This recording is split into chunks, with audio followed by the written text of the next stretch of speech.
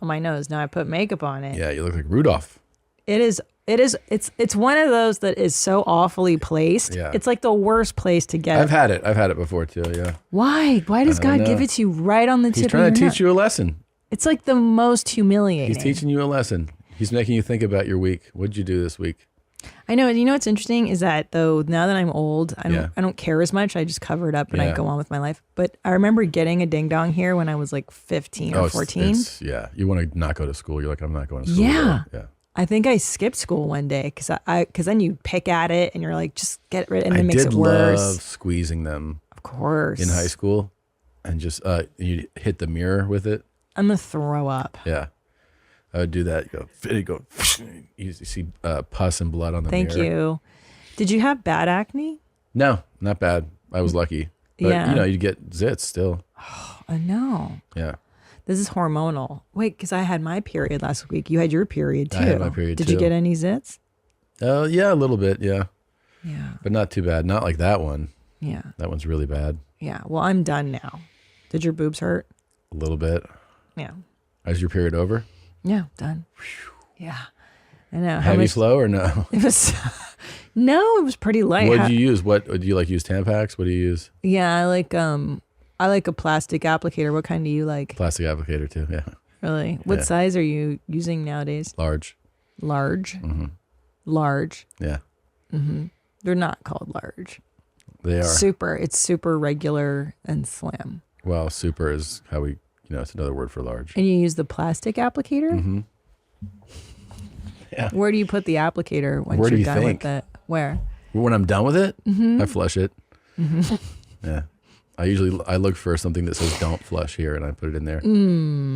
Yeah. Yeah. It's not nice to flush the plastic applicator down the toilet. I know. It always says don't put any other foreign objects here, and then I put it in there. But I do it in public. I don't do it at home. And what underwear do you wear when you're on your period? I don't wear thongs. Right. Yeah. Do you switch up what you wear, or you just wear your normal?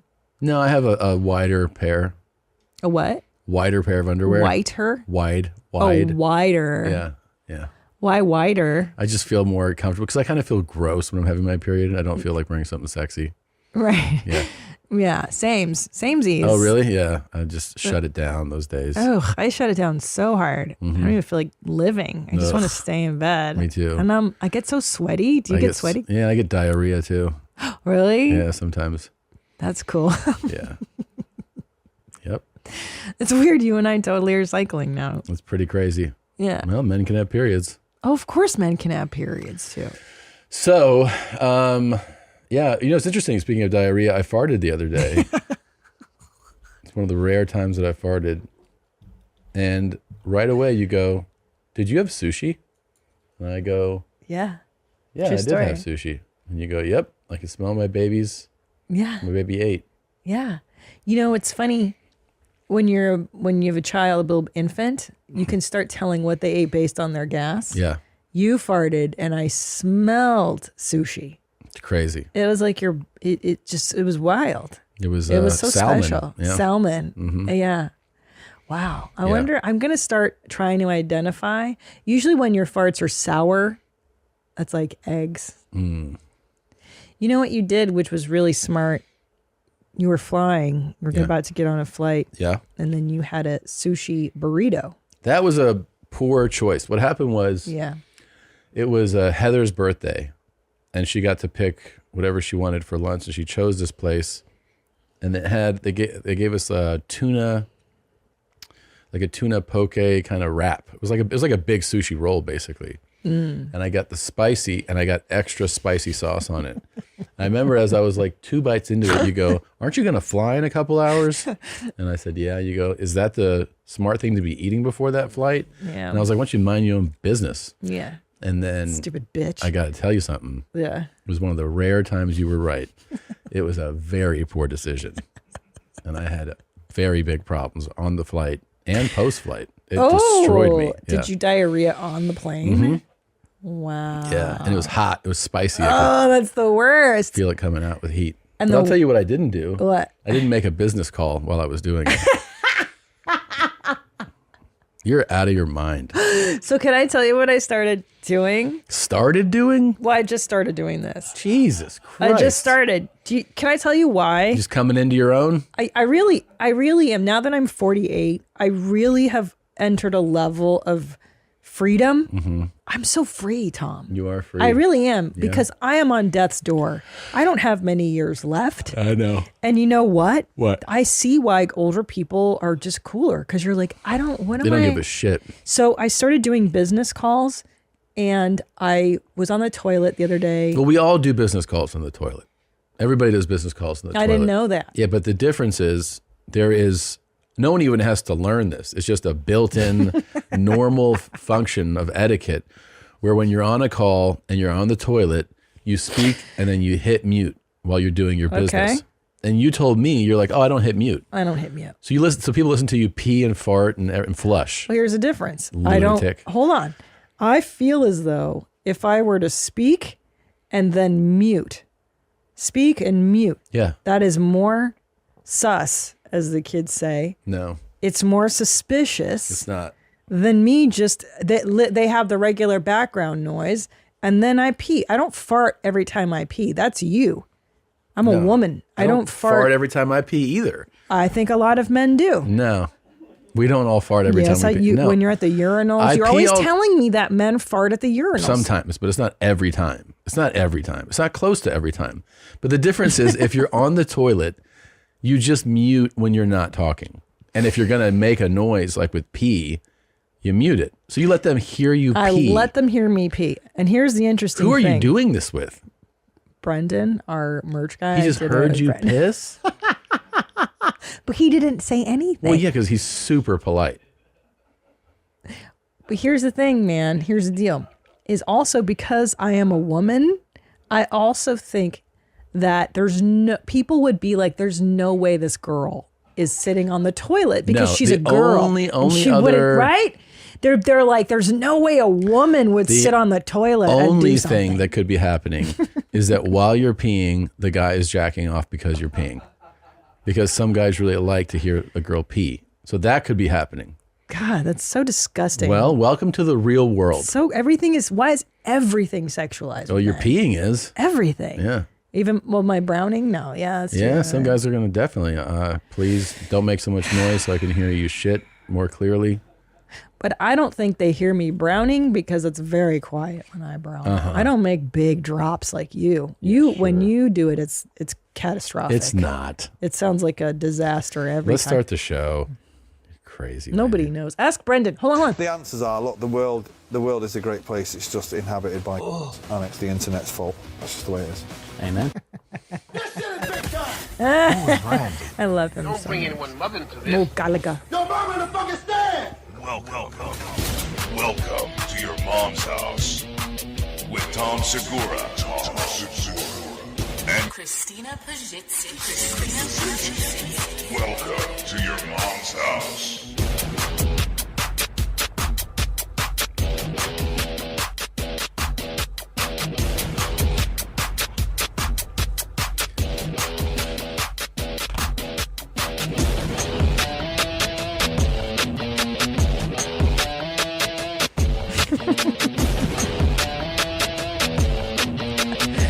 Meow, meow.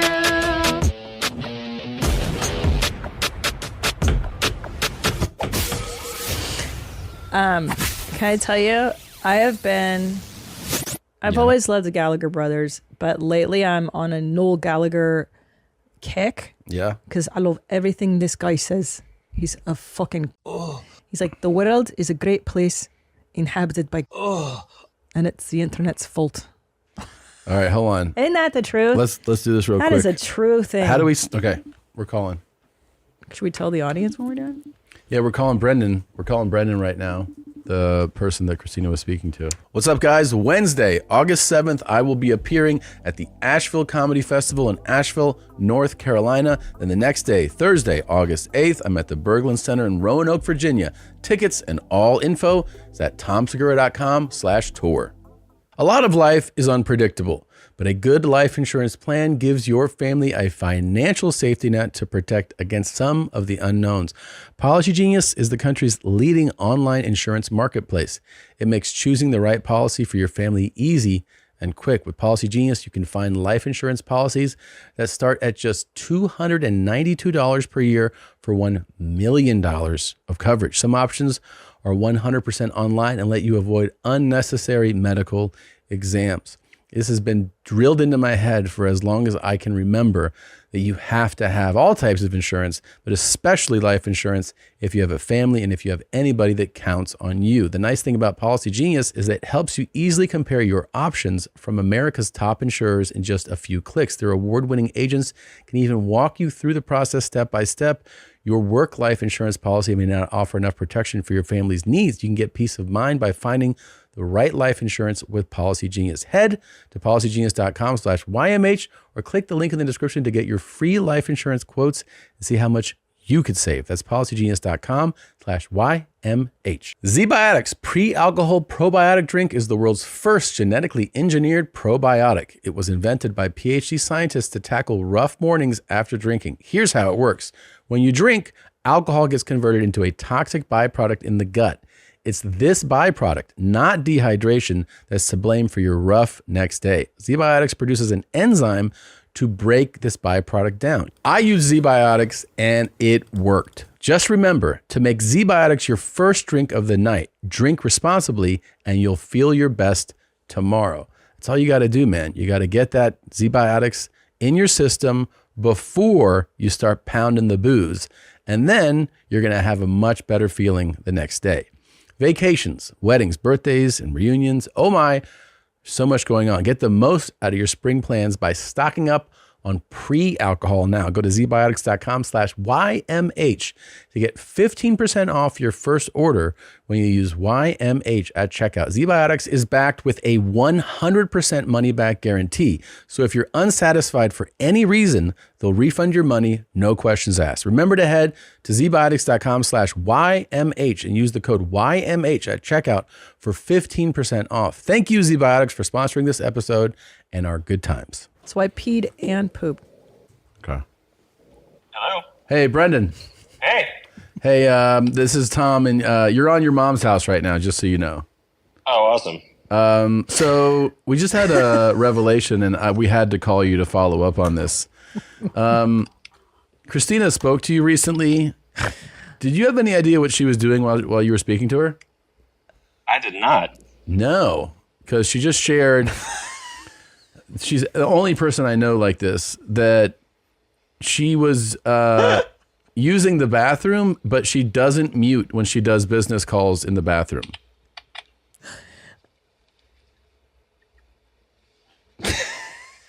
That's wonderful to find out.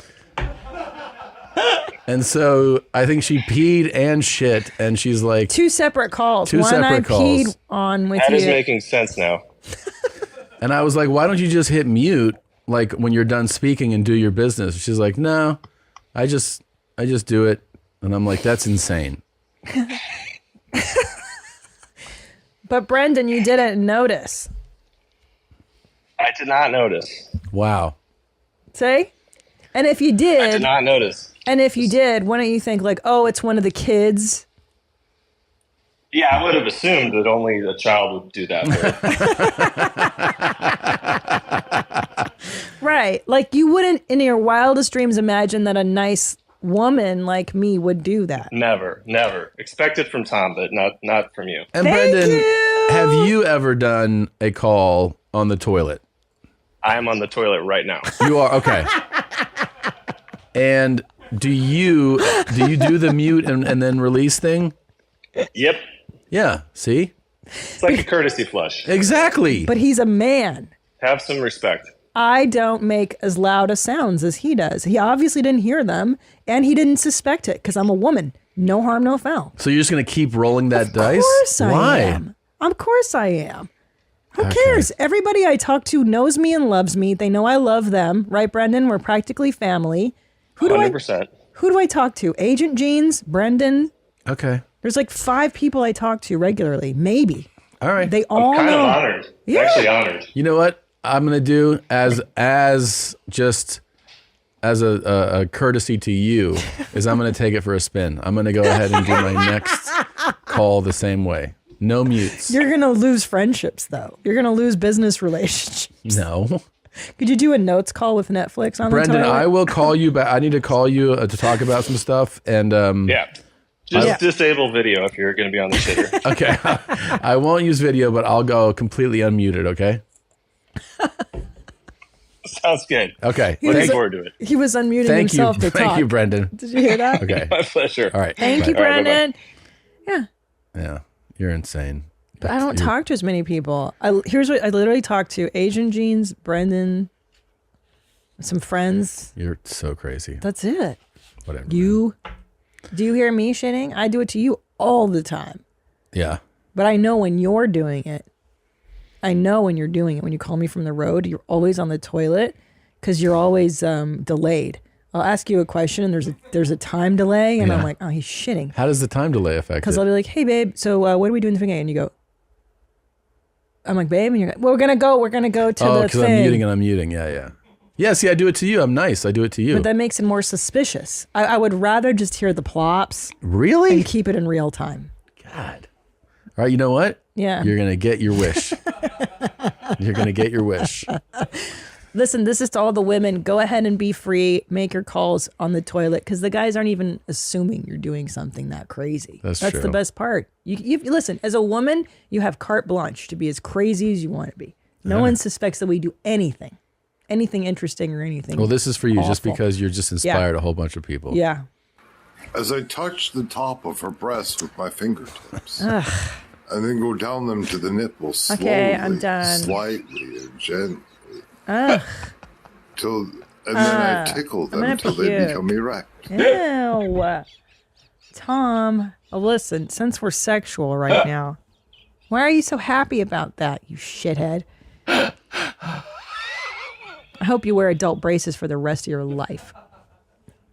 I hope they don't work and you have to get the metal ones. Don't laugh. I hate that you like this, that I hate this. I hate this.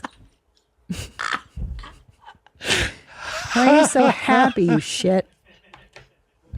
Stupid. I hate that you like this so much. As I touch her nipples with my fingers. I'm gonna puke. Ew. And then go into a Okay, I'm gonna throw out. I'd rather watch vomiting. My fingertips slowly, slightly, and gently. Ew. Ugh, this guy's so... And he has to show me his finger. That's the worst part of it. He's so disgusting. He's never been with a woman voluntarily. This is disgusting. Okay, I thought you might like it. Wait, are you going to show me another one? No, that's it. Well, then hold on. Since we're on the topic of horny, cool things, another email came in. Okay. Hi, mommies. Please keep this anonymous, but you're welcome to read on the show. I heard you put a call out for booger eaters, and I wanted to reach out. I'm a 29-year-old married father of 2, and I've been munching on those nuggets since I was a wee tot. Tommy is right that it started as a childhood thing, and I was just never able to kick the habit. I tried many, many times, but it's just stuck with me. I've been able to be more discreet about it. Now, it typically happens when I'm not even thinking about it. It's subconscious. I just like scratching my head or adjusting my chair. I'm a high school teacher, so occasionally I'll be plucking a real gooey goober while I'm working at my desk. And my students are working, and one of them will catch it from the corner of their eye, and we'll share the quiet look of horror together. It's a real bonding experience. I'd love to kick the habit, but I'm not sure where to start. Coming up in May. Let's just... You like the horny vids? I like the booger stuff. Okay. Well, I wish we could have people send in videos of them eating their boogers. You sure about that? Real scraggly ones. And put attention, Tom. As a fat person, I often dread medical appointments because of blatant medical fat phobia. Yeah. The last OB appointment I went to, the provider blamed everything on my weight and told me that I needed to go on a medication that made me feel really terrible. This OB appointment that I just went to, I've been dreading, And the provider was amazing. She asked me what my pronouns are. Oh, God. She asked me about my name. She made me feel super comfortable. Asked me about my trauma history so that she knew how to touch me in ways that were not harmful. She just was like great. And I was crying before getting my blood drawn because I just never have good experiences with medical providers. And so, I don't know, I just wanted to share. Babe, could you imagine the fat phobia? In the medical community? Yeah, you go to the doctor and they're like, you're too fat. God, that's so mean. It's so crazy. Medical providers have this crazy fat phobia thing going. I know. Here's the thing. Your blood work's terrible, and I'm going to really fucking blow your mind here. It's because you're fat. Yeah. I know. It's so hateful of me to say. These people are insane. Could you imagine? Look, all your issues, I'm sure, are related to the fact 5,000. Yeah, you need to lose weight. By the way, I think I would be so annoyed if I went to my OB and she's like, what are your pronouns? And what's your trauma history like? I'd be like, bitch, put that in there and let's get out. Let's get out of here. Could you imagine? I get annoyed even now when they want to make chit chat with me. I'm like, just go with it. Yeah. I went to a dentist and she was very loving and sweet. Yeah. And she's like, is this okay? I'm like, just go. Go. I'm from the 80s. I don't care. Yeah. Shove it in there. Shove it in. Let's go. I took Lube a it up Xanax. and let's go. Yeah. I don't want you to talk to me. Yeah. Fuck right off. What's your name? She asked me about my name? What the fuck? What do the other ones do? They don't ask your name? I think she asked me my trauma. Could you imagine asking your trauma history? Yeah. Boy, that appointment would take me 5 hours to tell her my childhood stories. Is this? Fuck you. That's in a car. In a car. The guy's puking in the car. Isn't that crazy? Yeah. You did that because of the booger email. Yeah, you should have done that. Why did you do that? I don't like it. I don't like those booger emails. Booger videos that are now going to be submitted. Oh, you're going to have a whole new problem on your hand. Go ahead, make them into TikToks, maybe send them in. Make them into TikToks. Just of you pulling a scrounger and then eating it. Hey, Tom, hold on. I don't want to get off the topic of pronouns because I know you and I are very conscientious about this stuff. Yeah. Zolo, I sent you a picture. I don't know if you know this. I'm so excited now. Whenever you add a new contact to your iPhone, you can also add their pronouns. Oh, that's cool. Isn't that great? Yeah.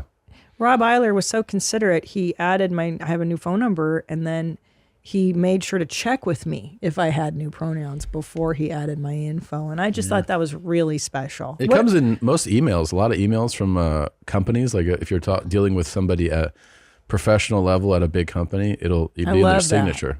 I love that. I love to know what their gender is. But you know what we should start doing is also what turns you on. What gives you an erection? Oh, have that in there. I want to know more. Yeah. You know what I mean? It's a good point. What turns you on? What are your sexual pee in a cup for me? Proclivities. Yeah. That'd be really cool. Tell me more of your personal details. Yeah, I'd like that. That'd be really nice. If it was like, my name is Jim. Here's my phone number. Here's my email. Him. Armpit hair turns me on. Wait, Zolo, go back to that. Can you? Are there like many? Because you know how on Instagram they only give you certain options. Like are they like ready-made options, or can you write yours in? Do you know what I'm saying? Let me look. Because on Instagram, they have the ready-made ones like ers. Mine are, in case you want to know, on Instagram, mine are like ers, pers, cause, like the most obscure ones. Yeah. But you like that, huh? It really makes you happy.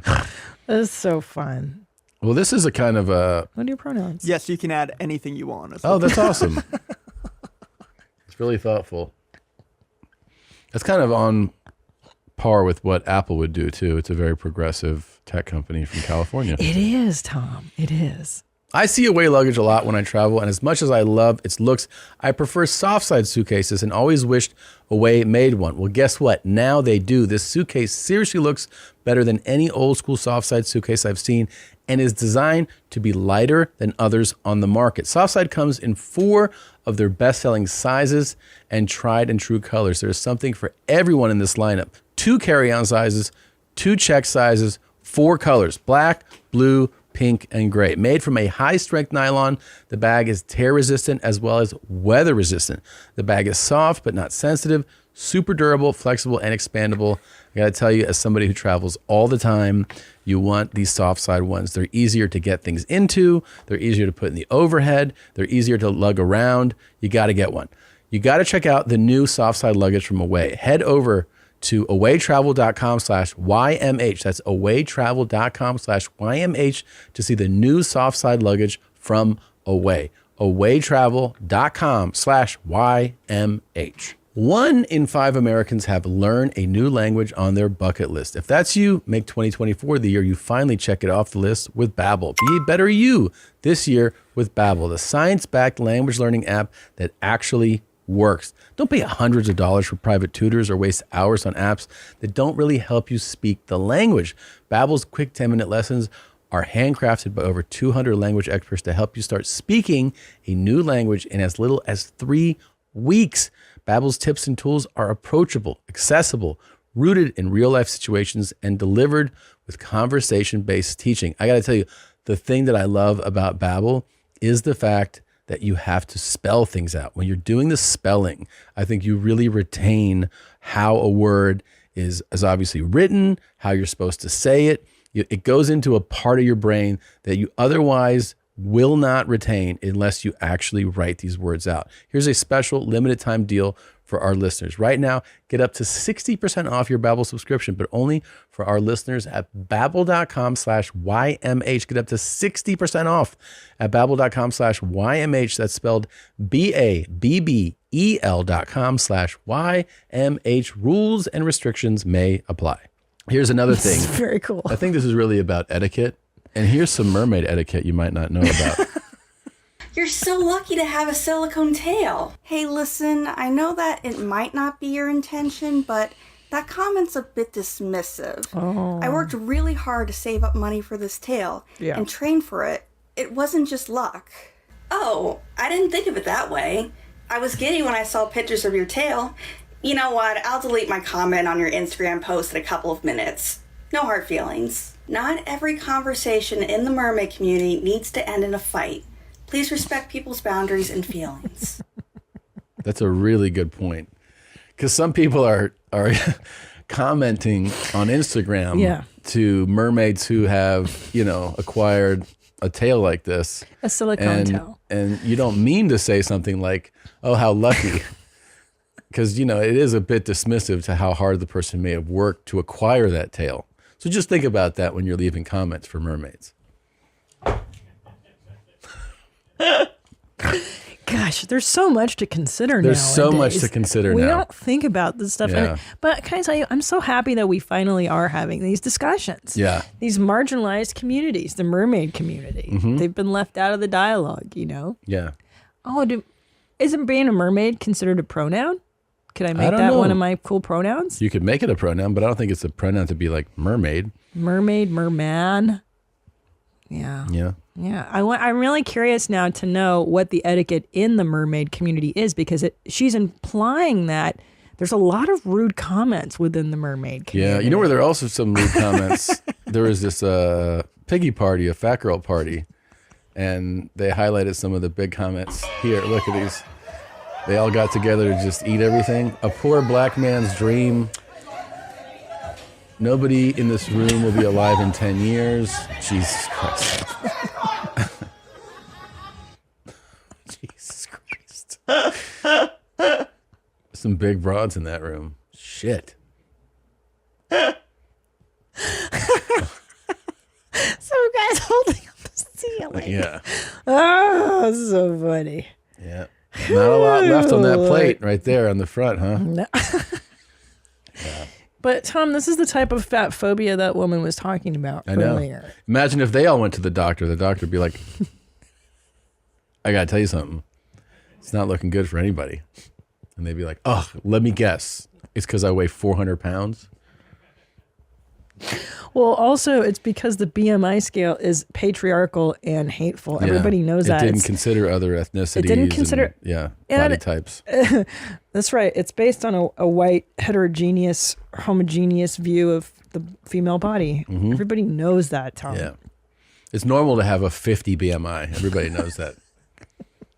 50, that is true. Well, hold on. Well, let's see what they are eating. I'm seeing some enchiladas, some other starchy carbs. Yeah. That's no good, man. I saw this clip where these big old chicks, phobia. big broads, were sitting on a talk show, and the guy goes, well, I think you just need to eat less and move more. And they all went, oh, here we go. Like it was...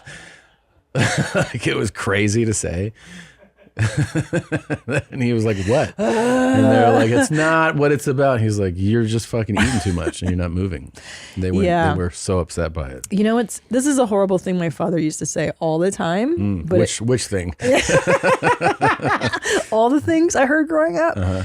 But the problem with a lot of things my crazy parents said is that they were inherently true. Much like Noel Gallagher. You're like, the world is full of and it's the internet's fault. Yeah. My father would say, whenever they would say that stuff, like, eat less, move more, and then the people would go, no, it's glandular. He's like, there were no fat people in Auschwitz.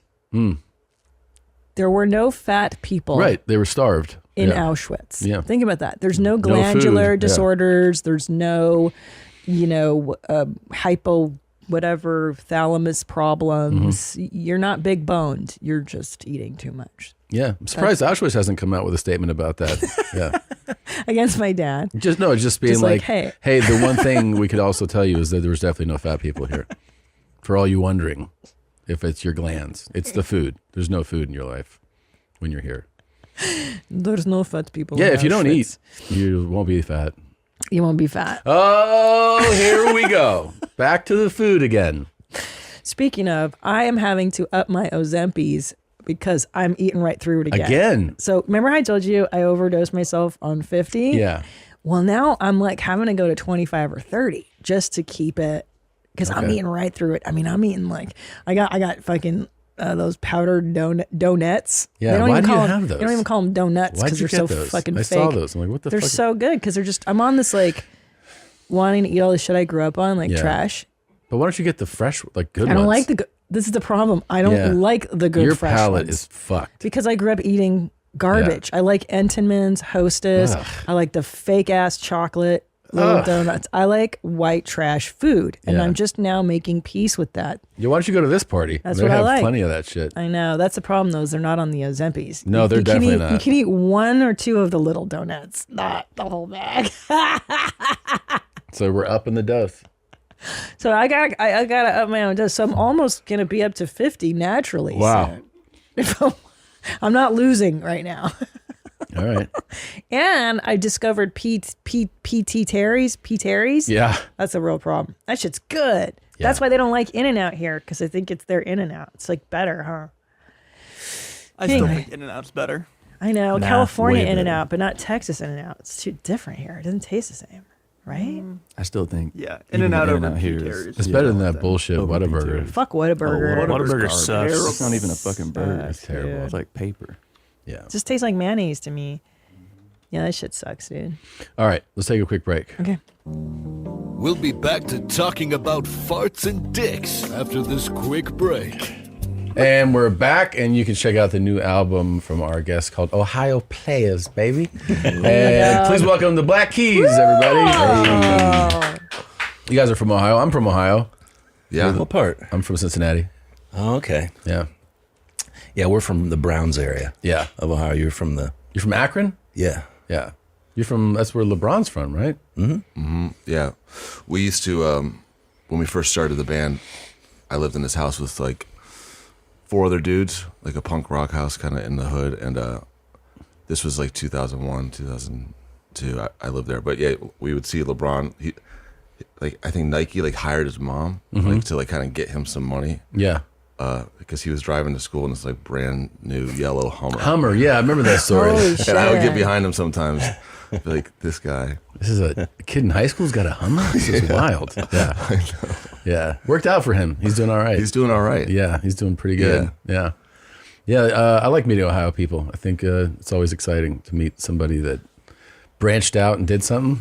I know, we're very proud of our own. Yeah. Ohio for sure. Yeah.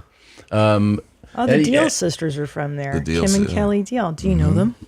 Yeah. I mean, I've spent more time with Kim.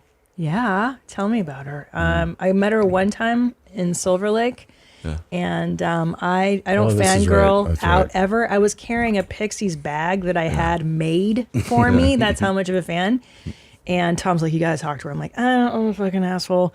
And she was the nicest and totally normal. And she's like, yeah, just give me your email. I'll email you. We're doing a show. And I was like, yeah, she was freaking out. She's so great. If you're freaking out, she's like, should I say something? Yeah, anything. you should fucking say something. You've never been like this. We took a picture. Yeah.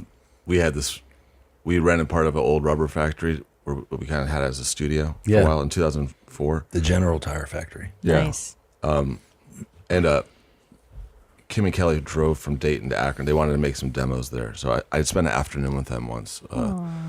And they were just so cool. But yeah, they were like heavily addicted to Starbucks at the time. Yeah, I think we went there like 2 times. They kept getting these giant frappuccinos. Yeah. But yeah, they were just the coolest.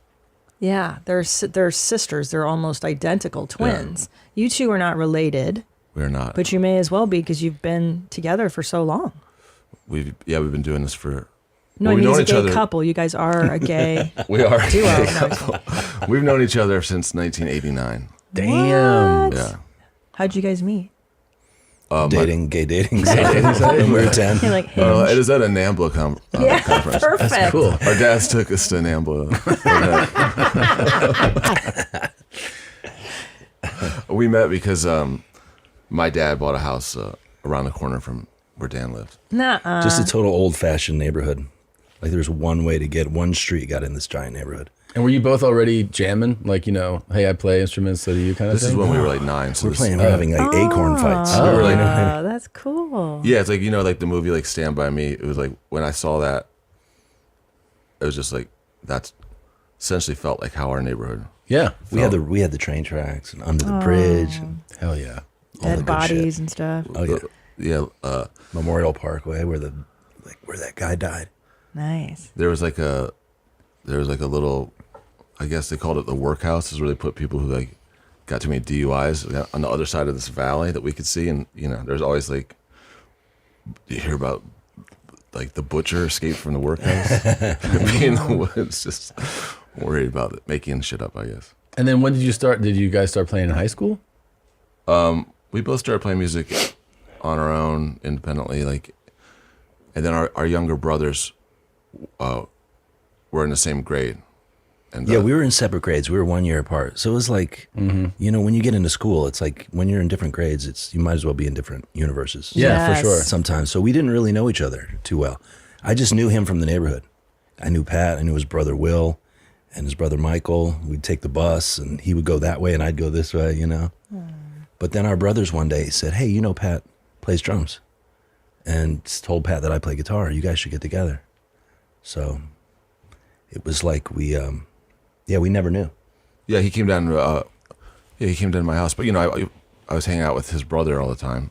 But, yeah, I never hung out with Dan. Okay. He came down with his guitar and just was like, started ripping, like, these, really cool guitar parts. He's like, yeah, I'm into this, like, blues from northern Mississippi. Like, this, I was like, and I just happened to be, like, into one of the same guys through a whole different channel. Like, and it was weird because he was the only other person I knew that was into that kind of thing. And we were a block away from each other. Yeah. Isn't it kind of crazy too that means you've seen each other evolve as musicians? Like you basically met each other when you were pretty new.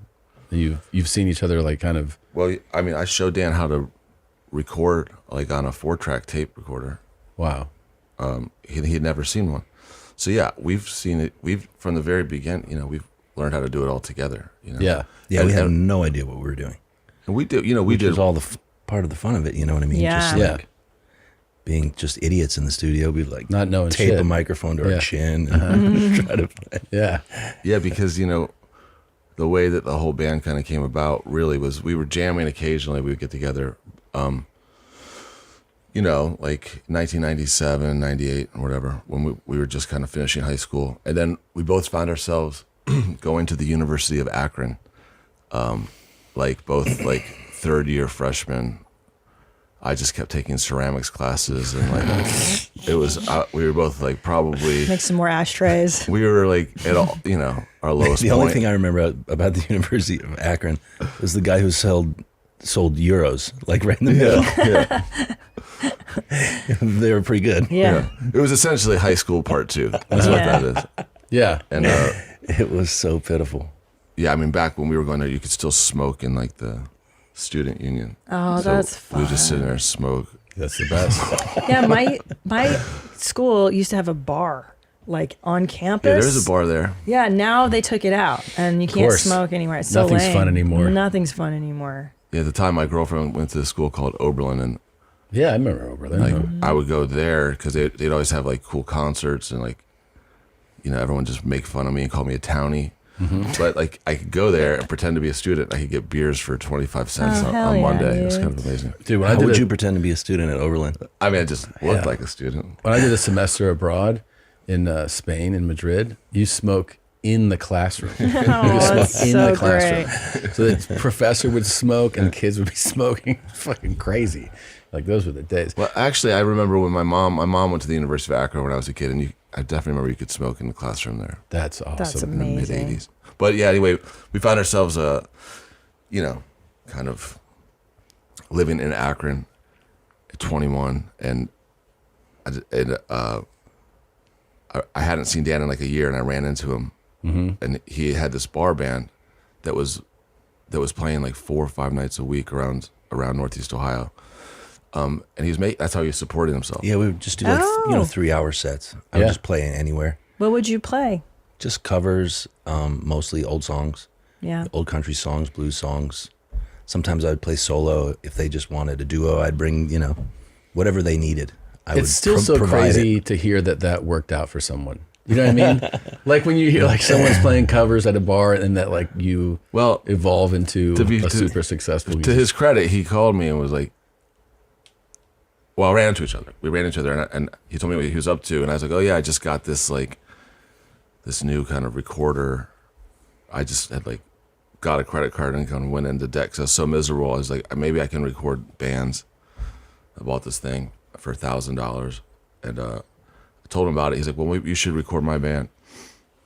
And I was like, yeah, well, you guys should come over to my house, the one in the hood by LeBron's school. And I set up at the time, and this is like right before September 11th. This is like September 8th or something. And anyway, we sat on my front porch waiting for the other 2 guys that were playing with him.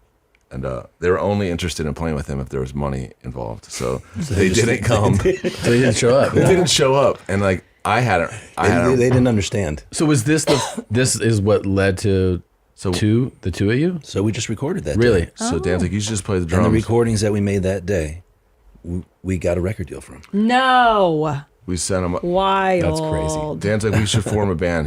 After I mixed them down and gave them to him like September 13th or Like, something. these sound fucking cool. You know, we should send these to some labels or something. I Yeah. don't know. Isn't that what you do? Yeah, I mean, you don't, that's the thing is you don't even know, right? So you're Yeah, like, we didn't know. We were 2 idiots in Akron. We picked a couple of labels that had some of the blues stuff that I really liked, but maybe also some rock and roll things. And the label that we sent to, you know, had like Dr. Ross, the Harmonica Boss records, and Stooges records. Oh, and we were cool. like, they seem really cool. And this is like you put something in like a FedEx package, like yeah, CDR media mailer with a handwritten letter, basically saying, "We're ready to work. Yeah, help us out." We sent them to Dan. Dan sent them out to like maybe 15 labels, and we heard back from like maybe 3. Wow. One of them is in Austin, Chicken Ranch, and I'm still buddies with the guy that runs it. Really? Mike. Yeah. So he was like, well, I'll put your record out. And then this label, Estrus, like a punk label out of Bellingham, Washington, said like, if you come to Bellingham and play a show, we'll talk to you. And like that, that's out of the question because it's like 3,000-mile drive. And then this label in Burbank said, if you send me 12 songs, I'll put it out. And then they sent a contract that was like that long, that just the most bulletproof thing that we've ever signed. We're still trying to get around it. It's impenetrable. Sure. Yeah, that's how it started. And then, we made this record in my basement and then sent it off to the label. And then the guy sent us back 50 LPs and 200 CDs. And we're like, okay, what do we do now? Yeah. And he's like, the guy, Patrick, who ran the label Alive, was like, you need to go on tour. And we're like, okay, what does that mean? He's like, well, I know this guy, and he's going to book you a tour. You're just going to have to get in a van and go. So we got this email like a couple weeks later. It was like, here are your dates. I still have this print. Like, I want to get that framed. Yeah, it's kind of insane. But it's basically like, here's 3 weeks of shows. And, it was just the name, the address, the phone number, and then the deal points, which was like 2 beers, $50, $50 guarantee. Yes. 10% off the food. If you Exactly.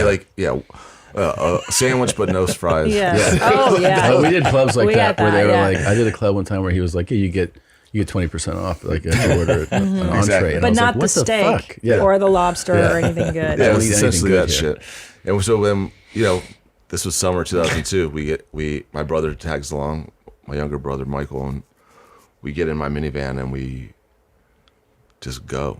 Neither one of us had a credit card. Oh my God. We were just really freeballing out there. Starting a life of road beef. That's road beef. Yeah. Dog. Started banging chicks in vans. That's what's up, dude. Road beef. Yeah. I always felt bad for comics because, not for comics, for musicians, because like Tom and I, we've been doing the road too for like 15, 20 years, as comics, and like you go do those awful morning radio things at like 5 a.m. and I would always see like the bands just unloading like on their like they'd stumble out of a van hungover filthy and just like dazed because they're like, we were just in another city last night, and they're like, can we shower here? And you're like, wow, that's even worse than a comedian, because at least in the beginning of a comedy career you're posted up in one city for like 4 or 5 nights doing 6 shows, so we get to stay in a shitty hotel and you're not eating great, you're not living great, but at least you're in one place. Bands, it seems so much more brutal because you're in a different city every night and you're not sleeping, you're not eating, you're not showering. It's savage. For the first decade. It's savage the first few years. First decade, we couldn't afford to stay in the city we were playing if it was like a cool city. God. If we were like playing New York City, like maybe in New York we would go and get a room at the Howard Johnsons on Houston. But like we'd be in LA, play the show, and we'd have somehow always be the basement room. Yeah. We get the fuck out of there. We had this whole, I would just take like the Yellow Jackets and just the trucker pills and just drive until I couldn't anymore. I would always just fall asleep to the sound of Art Bell and the highway. Yeah. He would just have Art Bell on and just gacked out driving. Trucker speed. Dude, if I had done like 6 more months of that, dude, I would have just been completely insane.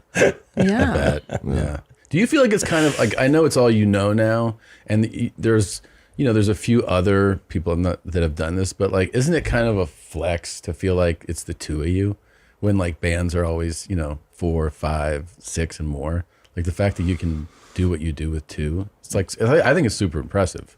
Well, when we first started the band, like that day where we made the demo, our neighborhood friend was hanging out with me. He was going to help. This guy Gabe. So initially the band was 3 of us. And Gabe played the Moog synthesizer. He was playing like the bass on that, and that's what our demo kind of had. And then like within a few months he stopped coming to practice, and I was like, and he didn't have a car, he was living with his parents. I was like, dude, like, he was living with his parents, but his parents were a block away from him. Oh, come on now. I was like, dude, like, you gotta come to practice. Come on. He's like, dude, like, I have a astronomy test. Mm-hmm. And I was like, dude, you've got an F in astronomy. Yeah. Like, you're going to be an astronomer, dude? No, come on. And then eventually, like, Dan and I are like, if we keep him in the band, like, it's going to be horrible. Yeah. And we're like, okay. So we got rid of him, and then... which was very easy to do. Very easy. Well, yeah, you got another astronomy test. You got to go. Yeah, we parted ways, and then we tried to get a third person in, and we both realized that we were so serious about doing this that like, and we understood each other, I think, enough that if we let a third person in, it could just be a complete fucking disaster. Sure. Yeah. But we were also in Akron. There was like no music scene. To play a show, we had to drive to Cleveland. Mm-hmm. You know, I mean, we couldn't find anybody. You know, Gabe tells this story so much, right? Like all the time. Who does? Oh, Gabe. I'm still boys with Gabe. Talk to him like a couple times a year. Do you know how many bars this has come up in? For oh my God. Beer? This is a story. You come on, and he's like, No, I mean, the older we get, the more grateful I am that it's just the two of us. Yeah. I can't imagine being in a big group of people trying to get stuff accomplished. When you see the 5-6 piece bands, you're like, shit, or more. Yeah. But you know, for a long time, it was very insular with us because we would go play these shows. We wouldn't have the money to like hang around the club. We weren't really able to socialize with like the other bands there. Actually, that's something that's happened in the last couple of years where we've actually been like way more out there, hanging out with other musicians, bringing them around. Mm-hmm. It's been really good, like for fun us. Too, right? And also, we don't have to be in a band with them. We can just like hang out with them. Yeah, that's nice. Yeah. Because it does seem like over time, you know, you guys in a bigger group, there's fights about money and who's like the front guy, like who's popular, who's not. I guess that's what you hear. It's got to be so hard, but it's just the two of you, so that's good. Well, I feel like every band always kind of like the Gallagher brothers, which I know you're friends with, might. I feel like every band, even if it's 4 people, it always kind of reverts down to like 2 people. Yeah. Yeah. It's really about that. Yeah. So, but yeah, I mean, a couple of weeks ago, we were in town. And we went to the mothership, and being in that green room and watching all the comics hang out. I was like, this is something that never happens, right, with musicians, and that it would be way cool if it did. You know, the group hang. Yeah. That's yeah, so it's true. It's so important. Because you guys are more isolated. And the musicians I've known are more introverted, definitely. Mm-hmm.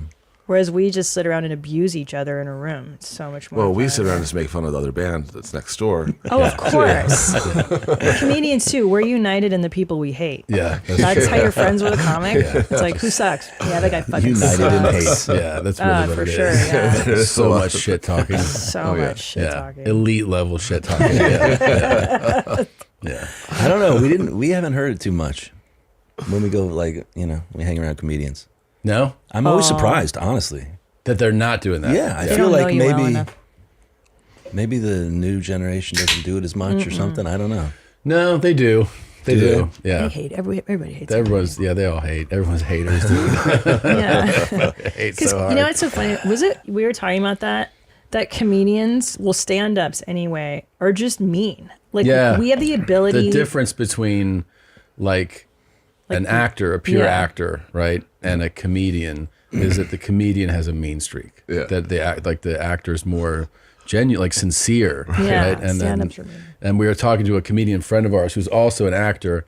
He was saying he's on this movie set, and he's like, you know, we were like, how's this person there? He's like, well, you know, he's really nice, but it's like, you know, I was like, look at this fucking guy. And then he said, the guy was like, what? It's like, you can't like joke around with a lot of them because they're all just such in like that headspace of like, why would you say that? He's like, oh, never mind. Like he couldn't joke around. But there are bands you guys hate and you guys talk shit, right? For sure. For sure. We definitely used to talk a lot of shit back in the day. But like, you know, we couldn't do an interview without Pat talking shit about somebody. Yeah, getting us in trouble. That's so cool. Always get us That's in so trouble. much fun. So much fun. Let's do it right now. Yeah. Who do we hate right now? Who sucks? Fucking. Now, I mean, you know what? Now Lady it's like Gaga. She sucks, right? Yeah, she's the worst, dude.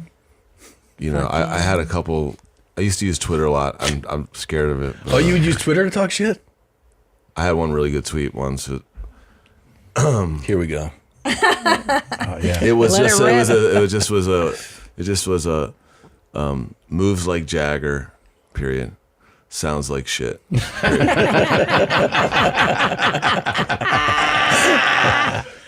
That's the kind of stuff I was into. But now I don't do that anymore. But you see that right there, like that's anyone who's an expert in a field, you can critique things through a different lens. It's like sometimes comedy will be celebrated or popular, and then comedians shit all over it because they see kind of the holes in it. They see the tricks, the dance moves, we call them, of like making that work. But like there's like a very catchy, let's say, pop song that like musically you're like, this is garbage. Yeah. But a lot of people don't Like grasp that, right? They're just like, no, this is great. Like, this is really... I mean, a lot of the stuff that we like is probably very hard to listen to for most Really? person. Me too. Yeah. I like awful things nobody likes. Yeah. Do you guys like? Well, I don't think they're awful, but do you guys like Bauhaus? I'm sure you're your major influence is Bauhaus. I like certain bands from that scene, but like I like Jesus and Mary Chain a lot. Love Jesus and Mary Chain. But I don't listen to Bauhaus much. My favorite is that. Bad. I actually don't know one man that listens to Bauhaus. I know a lot of women that listen to Bauhaus. Yeah. Our agent is he's very musically inclined. Is really good on piano, and he has a really good ear for music. He also has a lot of. He's one of these like music history guys. Yeah. Like you're having dinner and a song comes on, and he tells you all about the recording session, and like he knows all these music stories. And we're at a dinner, and we're just going through. It's like, oh, this thing about Diana Ross, and then Michael Jackson comes on. He's telling us Motown stories. And then all of a sudden, he's like, I got to tell you, man, your wife, I don't know what that shit is that she listens to, man. He knows all that. He's like, her music, man, I don't know what the fuck that shit is. That's okay. They only invented a whole genre. This is a whole what gothic genre. Shout out to Bauhaus. Okay. Whatever. I also drum too. It's no big deal. Oh, yeah. And Not so hot now, Aria. She's a fucking drummer, if too, Bauhaus right? needs a drummer, Kevin Haskins, you're getting old. I'm here. Okay. I drum terribly, but How long you been drumming? it's like a couple months now. Couple 3 months. months. Wow. 3 months. I got a kit in my playroom. No big shit. deal. Well, can I ask you this? Would you mind? I think I didn't know how to play drums when we made our first record. Really? Really, I didn't. I honestly didn't even realize what the drums were supposed to do until I was about 28. Really? Oh yeah. Well, it's a good Really? point. I swear to God, I didn't realize you were supposed to like keep time. I thought just Right. like play along with the Just guitar. fucking beat the shit out of him? Yeah, like it's supposed to be steady. It's supposed to be Steady, Steady. yeah. Right. I think because the music I'm listening to is not necessarily like rap steady. Yeah. Maybe, but like a lot of the stuff it didn't feel steady. But I guess it was. So did you have like an epiphany moment where you're like, holy shit, you're supposed to keep time on these? I mean, when I'm on stage, I always have to have him in my eyesight, in my peripheral, to follow him because he moves. The time moves. Hey, That's just part of the sound, though. Can I get your take on? Would you mind throwing on those cans for a second so I can? Well, it's just like you're a musician, so it's like let's take advantage of this. So here's just a newer guy. Maybe give him a shot. We were high Fire. school sweethearts, and you couldn't stay cause you had to move away, so we tried long distance. this is actually the kind of stuff I like to listen to because not for musical enjoyment, but it's insane. This is one of your weird bands you like? No, but this is like true outsider. Yeah. Is this Bauhaus? How dare you? The How interesting dare choice you. is that he, songwriting wise, is just actually laying out the whole story. Like he said, you said to me that you found another guy. It's like R. Kelly. We were high school So we were high school sweethearts. sweethearts, and you couldn't stay cause you had to move away, so we tried long distance. Right. But one day You texted me. to say that you want to break up. I asked why, and you said to me that you found another. I mean, it's just a story. Honestly, you know how like they say like humans and chimpanzees are like 97%. Yeah. This is like 97% Noah Kahan or whatever that like big huge hit song is, like Stick Season. This is like almost there. Almost there, wow. Yeah. But that's a huge hit, and that guy's selling out arenas. Would you tell this guy if you had to get? Would you just be like, keep doing what you're doing? I mean, I'd say just that river behind him, jump in and say, drop yourself. I remember back when it seemed like the other day, you and I in the car laughing, windows down with the music blasting, wearing sunglasses, watching as time passes. Hey, that rhymed. Yeah, that's okay, right? I mean, you know, just different style. Well, just different talents. Relaxed fit. Yeah. I want to see the stand-up version of this. I want to see people just bombing. You got it. Come to Mothership on a Sunday night. It's called open mic. Yeah. Oh yeah. There's regular shows you can watch too. I know. There's a lot of it. You want to see a bomb though? Oh yeah. Yeah. I want to see it. I've never seen the comedy version of that. It's a more a stand-up bomb is more horrific than a music bomb, for sure, even live, because even the fact that you could play an instrument, some other sound being there, can kind of mask how poorly it's going. In stand-up, when you're just like, and so then and it's you can physically feel it.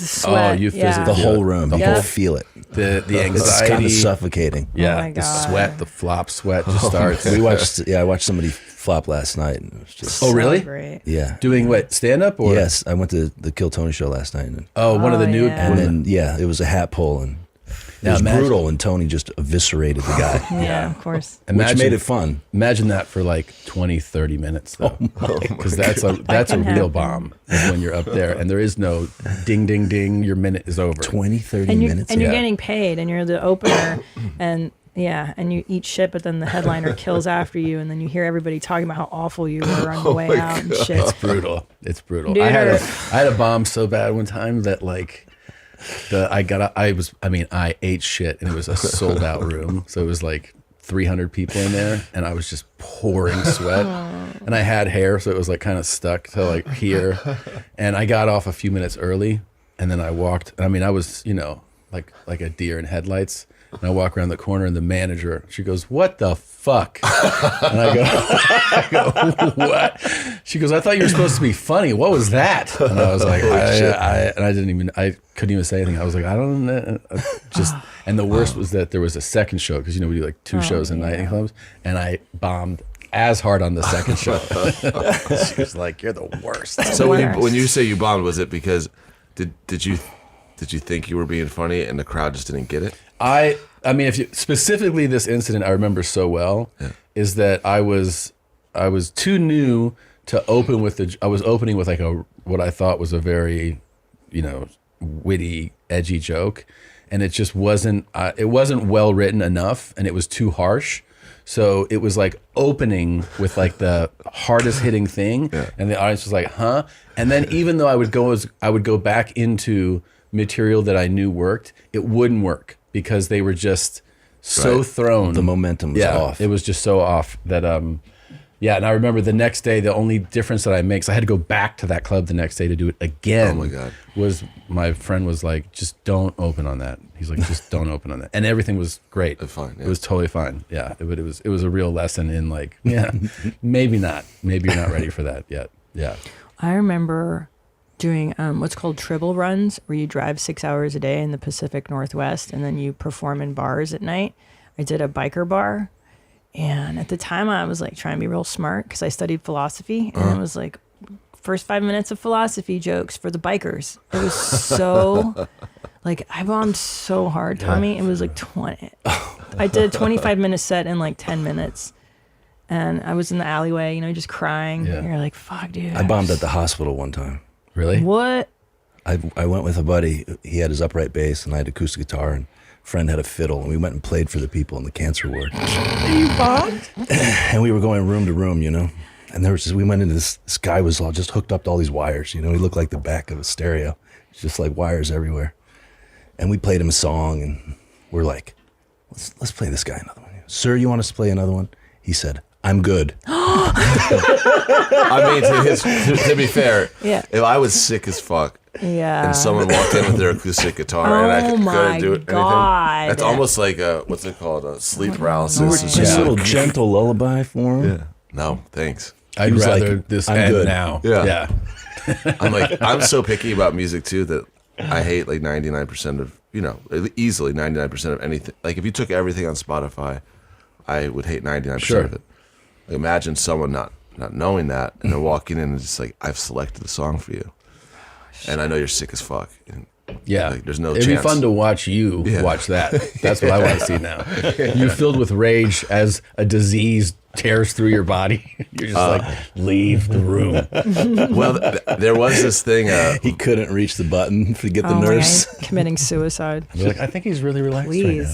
I did this thing for Vice News right when they launched, where I was like their music critic for a month. Mm-hmm.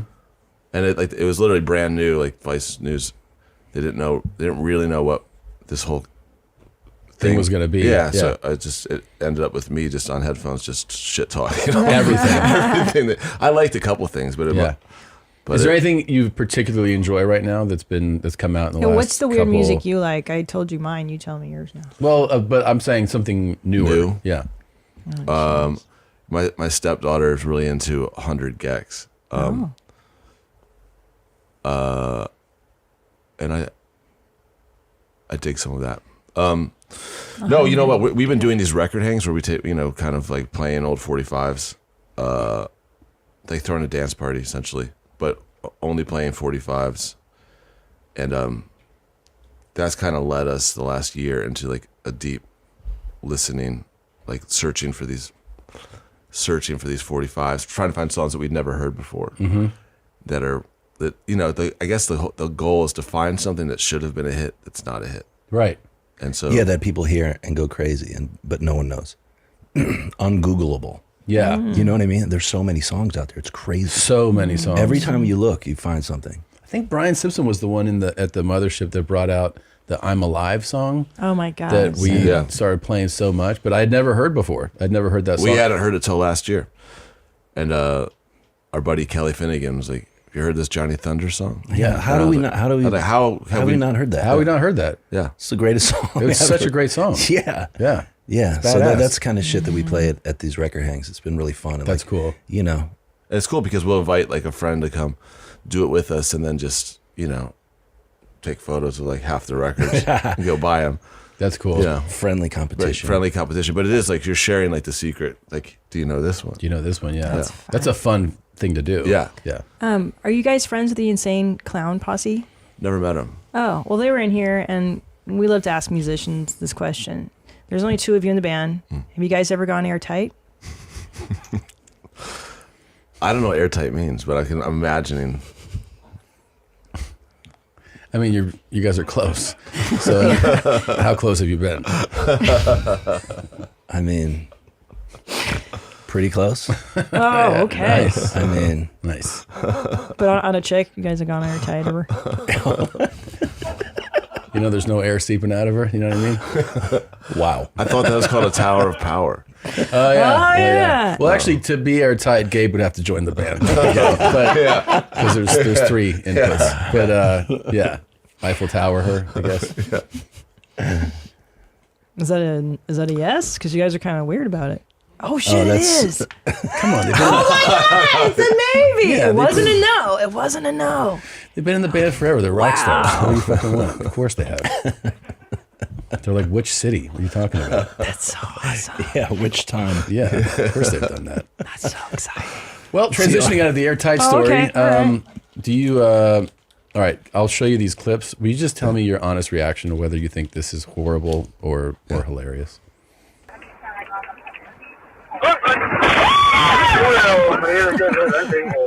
Really hard to watch. Yeah. Guess what? She's okay. She's okay? She's okay. Okay. Yeah. So don't that's feel bad. that's horrible. I find that horrible. Okay. Oh yeah. Agreed. Okay. Yeah. Oh shit! Oh my God! Hell no! Hey! Hell no! He got his leg ran over. Hey, You enjoyed that. Yeah, that was great. Yeah, that was good. That was a good sign. That was a good one. Yeah. Okay. He's drunk. God saves the drunks, right? Oh no. Oh! Horrible. That scream was really going to be great. It's too bad they cut it off. It's just starting to develop there. Yeah. This is like... That sucks. Dan and I were just talking last night about, like, what sick fuck, if you could meet the sick fucker that was making the Faces of Death compilation. Yeah. In the 80s. Who's responsible for that? I want that documentary. And I want to thank them because we loved that shit in high school. And how did all the 14 and 15-year-olds get a hold of those? Right? VHS? So nuts. Dude, the goth kids loved Where that did you shit. find that pre-internet? All those videos. Dude. I know. That's got to be a story. And getting that tape around to That was people, like, so awesome. crazy. Like, for something that was on a tape for so many eyeballs to Yeah, have how did seen they it. do It's that? not like sending a video around today. Because they didn't sell it, They'd right? have to understand distribution. Right. They'd have to be a sick... Maybe we could be talking about the singer from Bauhaus. Maybe the one... It's Peter Murphy. He did Faces Peter of Murphy Death. might have done Faces of Death. Yeah. But yeah, where are they finding the fucking video? Right? And back in the day, you had to I know. edit it, sit down. We're working on that documentary. That's awesome. That's rad. I've never found a snuff film. What do you have? Is that a J? Do you want to light it? Yeah, can I? Of Yeah, course. This is your mom's house. We're not nerds. Do you or have something to put it squares. in? I know. Yeah. Help yourself. I'm such a fucking nerd. Not at all. I Good, now we made a can record finally with I made a record with party. Hank Jr. And he lit a cigar up in my studio, and I said, "Wow, no one's ever smoked a cigar in my studio." You know? Yeah. He said, "Icons don't ask." Yeah, agreed. That's pretty rad. Dave Chappelle doesn't Chappelle ask to doesn't, smoke yeah. cigarettes in the Gucci, club either. Gucci Yeah. shades. Of too. course. Chappelle's like Doesn't give a so fuck. well known for this. Yeah. They'll be like, you can't smoke in here, and he's just like, huh? He just keeps- and I was at something with him, and I was like, hey, can I get one of those? I lit it up, and the guy behind the bar was like, hey, you can't smoke in here. And I was like, oh, okay.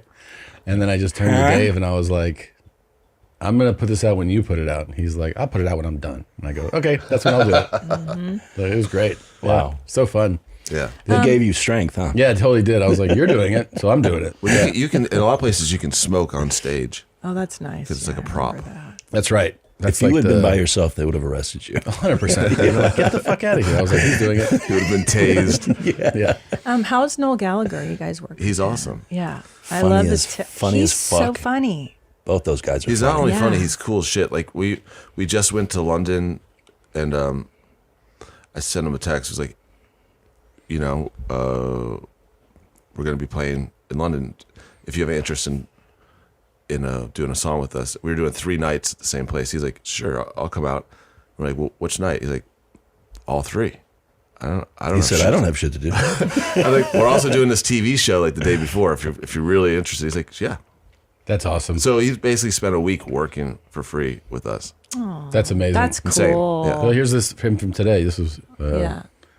The answers are, look, the world is a great place. It's just inhabited by and it's the internet's fault. That's just the way it is. Right? True words never great. spoken. Yeah. I want Those that guys on my speak truth. epitaph. We got to hang out with Liam last summer. We played a show together in Milan, and afterwards we were all staying in the same hotel, and it was one of those rare instances where we got to bro down with the other band. And he was, cool. and also there was the third Gallagher brother there. I don't know if you know about no. There's a third. Do you guys I know didn't about even Paul? Paul, the older brother. No. Paul was there. Paul was hanging, and we hung for like 4 hours. And to this day, like I get DMs from Paul like all the time, like, hey, I see you're in Dublin. You need to go if you want good Guinness. Go here. Yeah. That's so cool. Yeah, they're the best. Do you ever, and be honest, because we're all friends now, do you ever make business calls on the toilet? I never have, Ever. but I've sent texts. Yeah, text, of Yeah. course. You ever done calls? Yeah. Yeah. Now, when you're on the toilet and you're on a call, do you hit mute when you're not speaking and doing business? Of course. Wow. It's normal. I don't You're do normal. that. This fucking lunatic. But I mean, I hit mute if I'm doing anything. Right. If I use the sink, Yeah, exactly. If I you just do mute anything. so that no one can hear what you're doing. Yeah, especially if I'm fucking around. I don't like when people are fucking around. Well, with shit. he doesn't hit mute enough because he uses those earbuds. Yeah. Earbuds, And sometimes his kids will come running into the kitchen. I'm like, dude, I can't. They can't hear you. I can't hear you. No, she pisses. It actually sounds insane. It's just like, I'm like, Jesus. She's pissing, flushing. That pee must be getting loud because it compresses. It's like. But here's the deal, man. So we called our merch guy, who I've been doing that to secretly. I've pooed and peed on the phone with him during our hour-long talks. He had no idea. And furthermore, he was like, yeah, but I would never think that because you're a lady. Yeah. So I feel like I get away with it. What is it about this guy that you were trying to lord over him like that? Do you think I'm trying to What is this? I'm not it's not him. It's just I don't talk to many people on the phone. He happens to be like one of the 3 or 4 people I talk to. I never who talks on the phone? You know what I'm saying? Like it's text, it's voice notes. Everybody mutes. Everybody mutes. I guess that's the not standard. me. I like him to know what's up. Dan's a big phone talker. You are? Yeah, he's old school. Yeah. Pick up the phone. Pick up the phone. I only talked about 3 people on the phone. My dad. Right. Dan. And Santa Claus. And Miss Cleo. Yeah. Sure. That makes sense. Drummers, from what I hear, are a little weird sort now. Like slightly autistic, maybe a little. So I don't know. Are you type A? What's your thing? I think there's a lot of really funny drummers, like Josh Freese. Do you know Josh? Why does that sound familiar? I don't know. He plays with everybody. He's in Foo Fighters now, but he also plays with like. Is he blonde dude? Yeah. Yeah. He's hilarious. Yeah, I've seen that guy. He's an insane drummer, but he's also very funny. There's a lot of funny drummers. Yeah. I think. Well, there you go. I mean, funny you're a musicians. There's a lot of funny musicians, definitely, in general. I mean, Noel and Liam are both they can make you pee your pants, I think. Yeah, they're so funny. I wonder if they can drum. What's that? I wonder if they can play the drums. Oh, for sure. They hang out. When you hang out, do you hang out together with them? No. No, they won't hang out together. You don't know this about the well, Gallagher I brothers? do. That's what I was making I didn't know if this was That's a good question. They're done. That'd be crazy if they hung out together all the time. So it's like, I didn't know if this incident was hanging out together. No. Separate. Does the older brother, Paul, does he hang out with both of his brothers? I think he hangs out with Liam. Yeah. But, we love all Gallagher brothers equally. Yeah. True story. Wow. Okay. Do you know anybody that still eats their boogers? My son. Yeah. Damn. Yeah. Actually, my 2-year-old really is into that. Eating them. She's into also me eating, like putting them in my mouth. No. That's crazy. Or transplant.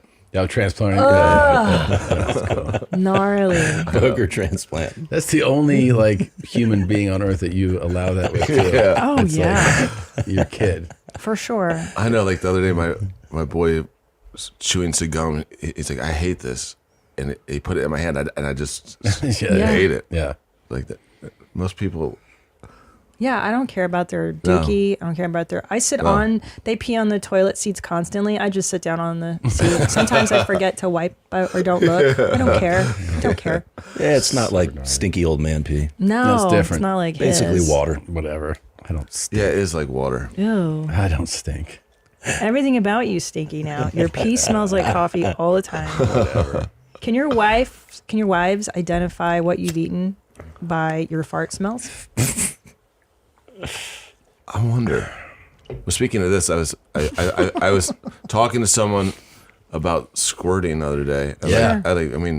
There's one. Couldn't you just prove what it is by just eating a bunch of asparagus? Right. Wow. I hadn't really heard that floated out there. I still hear the back and forth. Prove it. People adamant that it's pee. People adamant that it isn't pee. Well, just eat asparagus. Dude, this is such a good point. Wait 30 minutes and we'll find out. Homie, even fucking better, beets. Bro, because when you eat beets, that's a little red. It gets, right? Yeah. And then, unless the color... I think asparagus is better. Because it smells undeniable. It could be, there's sometimes, It could affect Let's try it. You're a big time squirter. Why don't you do it tonight? I've squirted a day of my life. You know what I'm saying? Yes, can't squirt for shit. Check this out. This guy is trying to get out of going to the war in Ukraine. Oh, shit, dude. No, dude. No, yeah. dude. No, bro. He's like, I don't want to go. No, I can't. That's disgusting. I didn't watch it. I can't watch it. But guess what? No battle for him. He's done. It's over. Okay. I can't watch that shit, man. Okay. Oh my God. That was cool, Tom. Wow. That was That's really what cool. I think was it Greg Allman did that? Shot himself in the foot. Did he really? To get out of Vietnam? I would. Or shot his brother in the foot or something like that. Really? Yeah. No shit. Yeah. That's crazy, bro. That is really crazy. I honestly like. That would be the person that you'd want to send over there. Crazy motherfucker who shoots himself You're in right. the foot. Yeah. True He story. shot himself in the foot. It says right here. Like this guy will do anything. I would. Dude, I wouldn't want to go to fucking No. Vietnam. Fuck no. I'd be out, dude. I'd go live in like Puerto Rico or Mexico or I'm out, homie. No, my dad went down there and signed up. Send me You over there. volunteered for Vietnam. Yeah. Wow. What year was that? 68, something like that. So like after the Tet Offensive, it was like it was all horrible, and he went over. Oh yeah, yeah. Fucking loves the Marine Corps. Right. Well, loved. Yeah. Yeah, but like, yeah, he's thrilled. Nothing Yeah. better than Vietnam. Solid citizen. Really? Yeah. I mean, he loved getting out of there, but he fucking loved the Marine Corps. Yeah. Dude, we had so many friends whose dads had a real hard time over there. Like, I remember spending the night, and I can name names, but one buddy's house, and the dad was just always asleep on the couch all day. And I was like, man, the dad's always really tired. He had a canoe hanging up in the garage just filled with Budweiser Well, that was a cans. different person's dad. There are a lot of Oh, that these was the dads. other one. Oh yeah. There are a lot of the dads. Traumatized. Just, yeah. Yeah. Yeah, one of the absolutely. dads came over to my house. I had a male babysitter one time, and he and my friend was over there and wouldn't leave, and so the babysitter was like, "Get out of here!" Hit him on the back of the head, get out of the house. The guy's dad came over, took my babysitter, and pinned him up against the wall. Yeah. Dang. Inside my house. Disemboweled him on the bayonet.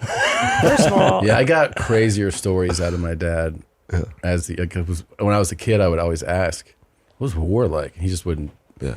I was in charge, so it wasn't really like that. And then There's incredible first-person stories on YouTube that you were watching pretty heavy for. a while. Oh yeah.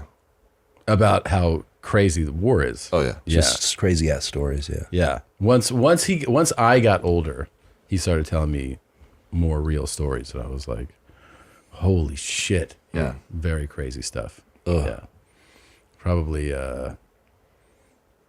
throwing grenades into bunkers and like No me gusta. pulling people out of it, and you're like, "What the fuck?" Yeah. Yeah. but a lot of good comedians came out of having dads go to Vietnam. You know what I'm saying? yeah. A lot of creative people were I think So that's there's true. a good side. traumatized children, Yeah. emotionally unavailable He was kind of parents. checked out. A little Was he? bit. Yeah. Yeah. Emotionally checked out. Yeah. Oh, I bet. Yeah. Oh yeah. Missing in action. Of course. Just kind of like, "Hey, Dad." Yeah. What do you think? He's like, "What's that?" That's probably the thing I heard the most. Yeah. What was his what were some of his hobbies? Hobbies? Yeah. He was Olympic weightlifting, which he loved. And then he got into, he was golf, go on runs. He's a news junkie. He was always reading news, watching news. He was like an intelligent, articulate guy. Chess. He was loved always playing chess. chess. He loved Man. chess. But he Sounded like you had a good dad. no, he was a good dad. He was a good. great dad. He was a great dad. And he did that thing where I think, because a lot of Vietnam vets, you bring up Vietnam and they kind of like, "I don't want to talk about it." And his thing was like, "What do you want to know?" And he would just tell you in detail everything. Right. But I think that's how the trauma, he was still traumatized. It just manifested differently through him. For him, it was by talking about it, that I think, and by almost giving